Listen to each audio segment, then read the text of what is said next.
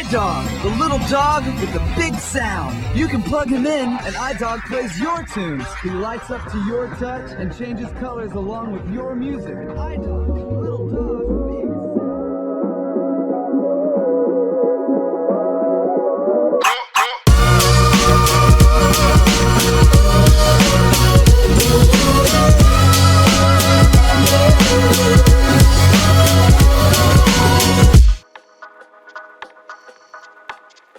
This is the Sega Toys Idog, the first of its kind released exclusively in Japan on April 2nd, 2005. It was designed to appeal to two of the biggest trends at the time, iPod accessories and virtual pets. As an iPod accessory, it's pretty self-explanatory. It was designed to fit Apple's trademark visual aesthetic, and it sports a 3.5mm jack on the side. When you plug in your iPod, your music will play through the Idog's built-in speaker, and it'll wiggle its head and ears around, and it's very, very cute.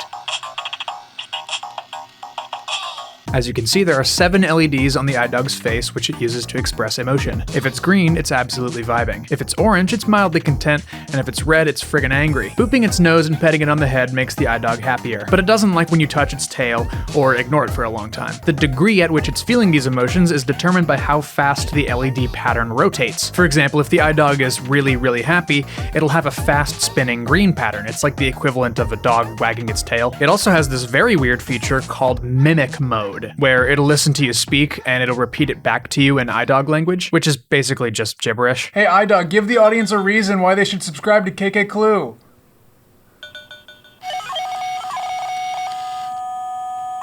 That is a very good reason, thank you.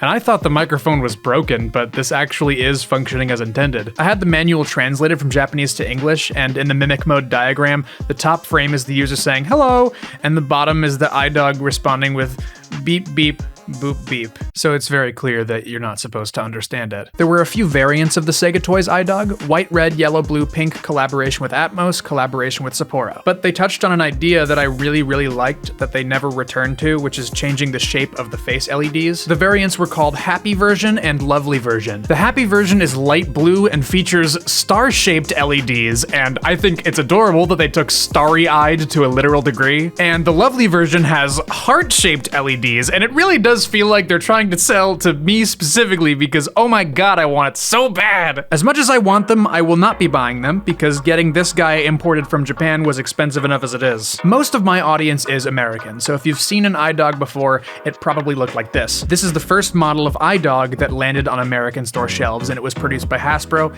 and Tiger Electronics. Outwardly, it's not too drastic of a redesign compared to the Japanese one. They gave the Hasbro Idog back legs and paw beans. They replaced the 2 buttons on the top with a light sensor, and they moved the microphone from here to here. And design-wise, yeah, they're pretty similar, but the software that these two are running is completely different. The Japanese Idog makes mostly surreal electronic noises.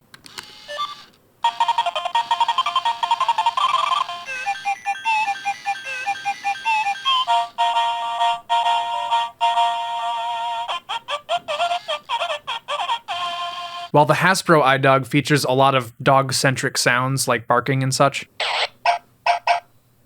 I understand why they made that change. The Japanese Idog doesn't really come across as a dog in its behavior. It just kind of acts like a weird robot, which is cool, by the way. I like that. You turn the Japanese Idog on and it's like... And you turn on the Hasbro Idog and it's like... It's definitely up to personal preference, but I just love the absolute insanity of the Japanese one. It's just such a manic and exciting toy.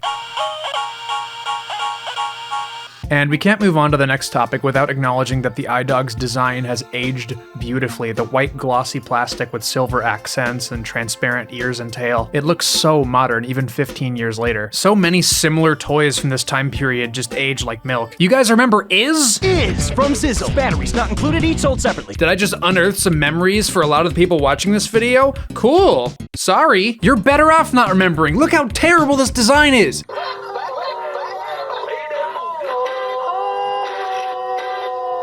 If they released a Bluetooth iDog, didn't change its visual design at all, and released it in modern day, it would slay, but is as a perfect example of a design that only would have worked in the mid-2000s. It would be lampooned if it was released today. Good design doesn't age. And speaking of age, one thing that hasn't aged beautifully are the materials that make up the iDog. The plastics that they used for the iDog have a tendency to yellow when exposed to UV light. Both of these 2005 iDogs I purchased new in box. The Japanese iDog released in an opaque cardboard box which kept it in perfect condition for a decade and a half, whereas the Hasbro unit released in a box with a transparent plastic window. It's not uncommon to see new in-box iDogs on eBay that have suffered a lot of yellowing, all because of that stupid window. When it comes to yellowing, these two units are in the best condition I've ever seen. You can see the yellowing process starting to begin though. There's very, very slight yellowing on the ears and tail, but other than that, they're gorgeous. But it's not just the plastics that have aged. These little rubber things that cover the 3.5mm jack, they yellow so fast, and I usually just remove them because they're really gross. But the aging doesn't end there. If you buy a used iDog on eBay, you have a very good chance of it being dead on arrival. A few years ago, I ordered this pink Dalmatian iDog on eBay, and it came with this matching purse. It's very cute, I like it a lot. But sadly, it did not work. So I set it on my shelf as a display piece, and I ordered another one. And this time it was a rainbow Dalmatian, and I was shocked that it too was dead on arrival. At that point, I was finally willing to shell out a lot of money just to get a brand new one. I determined that these two iDogs both suffered from the same exact problem. The previous owner had left the batteries in the iDog for a decade, and you're never gonna believe this, they corroded. It wasn't receiving power because there were battery leakage stains in the way of the metal contacts. The solution to this problem is to mix baking soda with a little bit of water,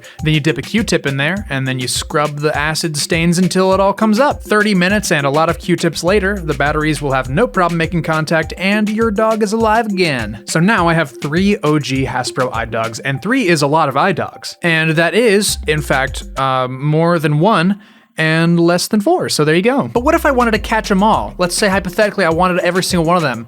Well, I'd be collecting for the rest of my dang life. White, black, blue, fuchsia, pink, lime, purple, red. And red was exclusive to Target. And then you've got the Dalmatians, black, pink, and rainbow, those were lovely. And there was cow and tiger, and those are really rare because no one bought them. Have you heard about a band called Kiss? They had an iDog, they had 4, actually. Have you heard of a character called, I don't know, Spider-Man 3? iDog sure has. They called it the spi-dog. They had the stupid dumb version and the cool version.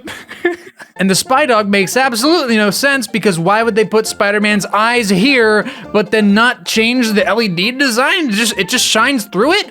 I don't like it. I just think it looks really stupid. I've owned one of these before.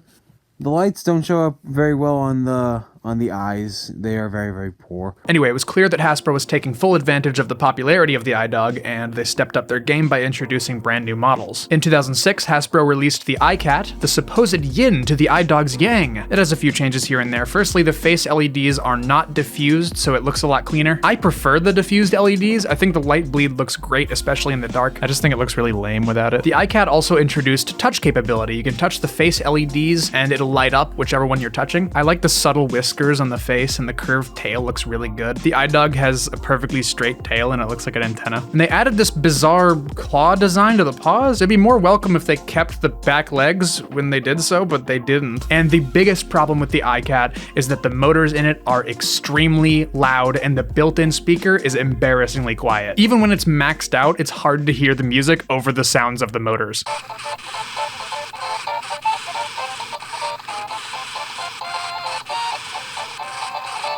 I got this one brand new. It has no excuse to be this loud. The iCat is perfectly acceptable. I would have loved it as a kid, but when compared to the original iDog, I'm not a big fan. The next release after the iCat was the iFish, and oh my god, it is ridiculous. I can't believe Hasbro greenlit this idea. Like, it's really cool, and it's a great addition to the world of iDog just because it's such an outlier, but there's a massive missed opportunity here. They could have made it waterproof, and it isn't. It isn't waterproof. As a matter of fact, the iFish manual absolutely begs you to not let it go for a swim. It is a fish out of water, literally and metaphorically, and because of that, it's one of my absolute favorites. Why is the LED pattern vertical? Both of its fins are buttons, and why does the back of the fish look like a skeleton? And the gimmick of the iFish is that it spins, and when it does, it wiggles its little tail, and I love that. But also, they didn't really think that through, right? Because it's not wireless. You have to use a cable to play music on it. And when you do that, the fish spins as it does, and eventually tangles itself up in its own cable. Like, are you kidding me? I love the iFish so much because it should not exist. It's a fish that can't swim and it tangles itself up from getting too excited. And honestly, that is such a mood. Okay, I know that was really frantic, but I just love the iFish so much. The next release was the IC. You get it? IC, it's a penguin. And the LEDs are on their big fat tum-tum. I like the goofy pear shape and the black and white design. I mean, it looks pretty good. They lean from side to side and they wiggle their little flippers around. It doesn't have any variations unless you count some Burger King toys. I'll get to that in a little bit. I know you guys love it when I talk about pups. Well, the next product they released was the Idog pup. Please talk to me and my son whenever you please. They are very small and they make tiny puppy noises. I must protect the child. So as you can imagine, the Idog pup was like a budget option. It's matte plastic instead of glossy and the tail isn't a button anymore. But the real game changer is that the pup does not have audio in. There's no way to play music with it. Is that not the entire point of the Idog? It just dances to music that it hears through its microphone, which means you can make just about any sound and it'll dance to it. I put it next to my keyboard while I was writing this script and it just danced the entire time from the sound of me typing. The Idog pup is very cute, but it doesn't do anything. It had a couple of variants: black, silver, orange, green, blue, light blue, pink, light pink, green swirls, pink flowers. Pretty good stuff. And next was a huge release, the Idog Amped, which was considered like a second generation of Idog. It could move its head up and down, and it could wag its tail, and it could tap its little foot, little tappy paw. They reintroduced the touch capability from the iCat, and that's kind of neat. But the most prominent feature was the stereo speakers, one on top and one on bottom. Do the stereo speakers really make a difference?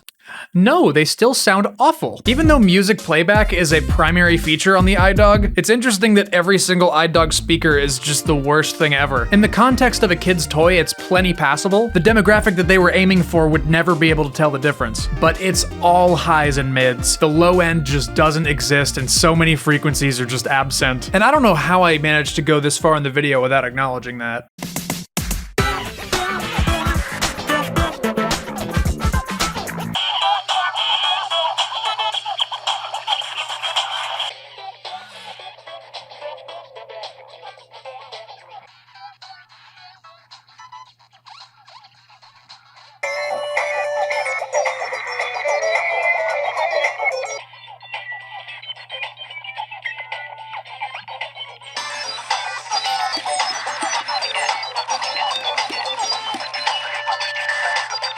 The whole selling point of the Idog Amped was that they had supposedly better speakers. And yeah, the amp was a little bit louder, but it still doesn't sound good. However, as an addendum to my statement about how every Idog product sounds terrible, there is one Idog product that they released in the future that sounds pretty good. And we will get there when we get there. All right, so getting back on topic about the Idog Amped, there were some creative variants and there were a lot of them that were focused on patterns instead of just colors. And I think that's kind of a cool idea. But you know what? Hasbro thought the Amped wasn't good enough because in 2008, they released this lad. This is the Idog dance and basically everything is motorized. The head, the ears, all of its legs, and the right paw. I know this sounds silly, but I think that kids would be scared by this toy. It makes menacing beeping noises and sometimes it just suddenly lunges like it's going to attack you.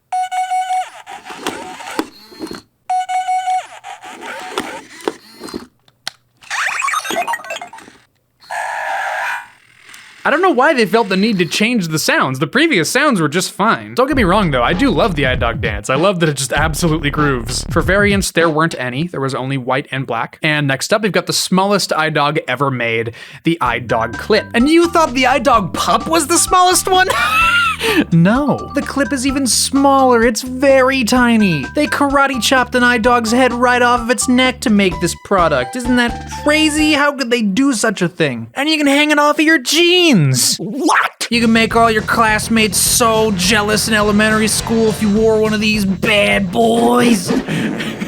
Okay, I gotta get back on track. Okay, so it has a built-in audio cable and you plug that into the iPod and it'll play the music through its tiny, terrible speakers. Where have I heard that before? But there's an alternative, right? There's a headphone pass-through on the top of the unit so the Idog can still flash its little lights on your belt loop and you don't have to deal with any signal degradation. It's the first and only Idog product to have not only an audio in, but an audio out. I think it would be incredibly lame if someone unironically wore one of these in 2008, but if I saw someone wearing one one now, I would immediately befriend them. It's the same sort of thing as people wearing Tamagotchi as a fashion accessory. I'm super into it. All right, so immediately after the smallest iDog ever made, they released the biggest iDog ever made, the Idog Soft Speaker. And this thing is huge. And you'd think that them making it into a plush would have an effect on functionality. Kinda. It runs the same software as a regular iDog, but it's not motorized for obvious reasons, so it can't move its head or ears like others can. And that's fine, because they could have gone the easy peasy route and made it not functional and just make it a pillow that's shaped like an iDog, but they went the extra mile to not skimp on the features, and I respect that a lot. Remember earlier in this video when I said that there was one iDog product in which the speaker actually sounds pretty good? Yeah, this is the one.